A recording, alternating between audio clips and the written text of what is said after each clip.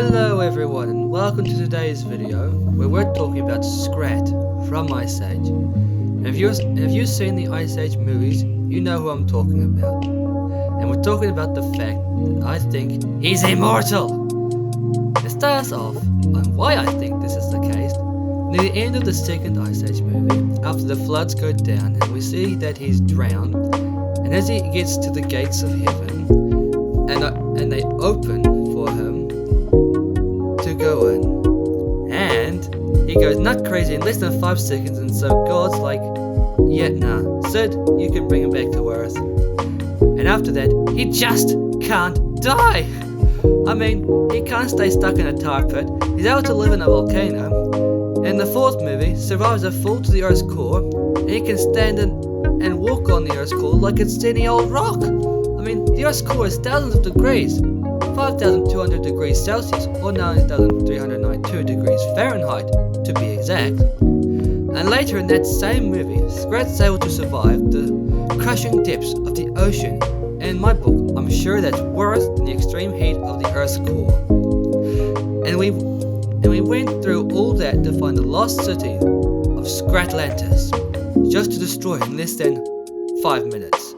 No wonder God didn't want him in heaven, because he would have done the same thing there too. Then we have an entirely new adventure in the fifth movie, as Scrat discovers an entire spaceship/UFO. And combine that and his love of nuts, it resulted in carnage and the creation of the galaxy with a good old game of pool. He looked on it and saw it was beautiful. And about 5 seconds later, he gets sent out into space and is somehow able to survive the cold and lack of oxygen of space after losing his suit and getting stuck in the helmet. Then he accidentally turned the artificial gravity up in the ship, and again survived getting crushed into a pancake, this time by gravity and the nut. Then he goes through a couple Scrat nut experiments and learns how to fly the ship quite well, which almost leads me to think that squirrels like Scrat are aliens. But that's an idea for another time. So, then he turns Mars into the red planet it is today. Now, you might be thinking what that last bit about Mars has to do with Scrat being immortal. Well, that's because he crashed into the planet with such force that he and the ship should have exploded on impact. But he and the ship were perfectly fine. In fact, after the crash, he just flew off back to Earth, which leads me to my last point. Back home on Earth, where the first should-be-dead incident he has is getting crushed between 2 rocks, and those rocks were each the size of a cliff. Mountains, one might say.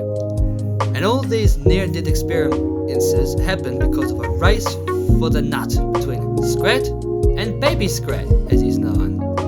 Anyway, next he gets buried in snow with an electric eel and should have been electrocuted to death. Then he ended up in a lava pit,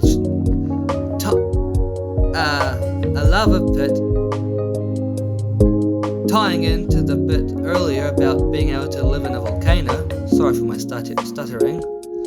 And eventually they both lose the nut, or so it seemed. So with no purpose left in life, he lives with Baby Scrat till he finally dies of old age.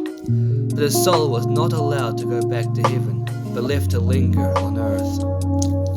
And when he learns what really happened to that nut, he went and put his body back on, repossessing it, so to speak, like a suit. And so Scrat, who's alive and well again, was alive and well again, sorry, and chasing the nut once again. Okay, I hope you all enjoyed this video. It's just a theory, my nutty theory about Scrat. Okay, thank you everyone for watching, and remember that there are better things in life than being immortal. Okay, bye bye.